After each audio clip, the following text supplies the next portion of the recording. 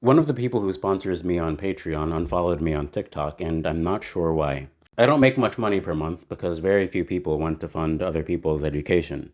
We all end up paying for this anyway because our systems are inefficient or preventable problems pop up. Not all inefficiency is bad, and sometimes it's what makes our humanity recognizable. The ways that we prefer to spend time are unique to the time that we have to spend.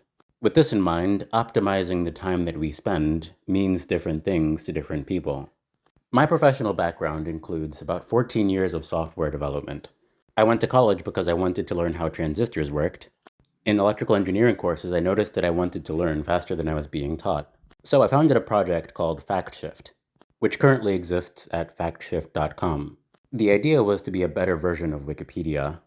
The original concept was to be a better version of Wikipedia, whatever that meant.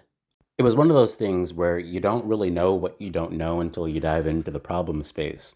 I understood that I wanted to learn differently, but I didn't have language to describe specifically what that meant. And I didn't realize that I didn't have language to describe what I was trying to change until I tried to share that experience with other people. One of the early concepts with factshift.com was to create different versions of Wikipedia articles that would be tailored towards the learning style of the person who was viewing it. There was a preconceived idea that I had, which was that individuals have specific learning styles that fall neatly into categories like visual, auditory, reading, or kinesthetic.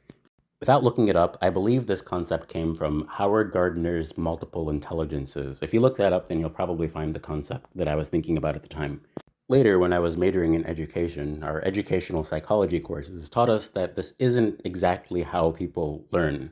We do kind of have learning styles like we have art styles, in that we can represent something that is aesthetically cohesive.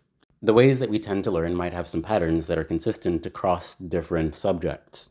But some subjects are just easier to learn or teach when they're presented with both visuals and auditory stimuli, when there are multiple modalities that we can engage with to internalize what a concept might mean. Before I switched majors to learning and education studies with a concentration in applied learning science, I was working on the concept behind factshift.com. It's kind of strange to look back on starting this project a decade ago. Now the idea that I had of a version of Wikipedia that was customized to the learner is possible with systems like ChatGPT.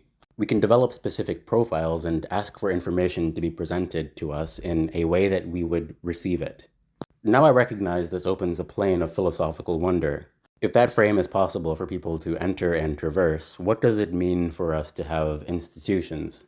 Like, what's the point? I can say that I participated in research in the Photonic Systems Lab and the Adult Learning Lab separately. In the time between these experiences, I had expectations about what research meant that were challenged when I entered new environments. That kind of experience isn't really something that you can generate, because we notice the things that we do. College specifically can be a great opportunity to explore structures that have been researched and connected to the process of developing new understanding. Universities aren't the only way to do this, but they are some of the most consistent. I would like to focus more on the pursuit of meaning, sharing the reasons why developing projects in community can be worthwhile. I'm not sure what this means to other people, and sometimes I'm nervous because I can barely afford it. Thanks for listening, and thank you for being.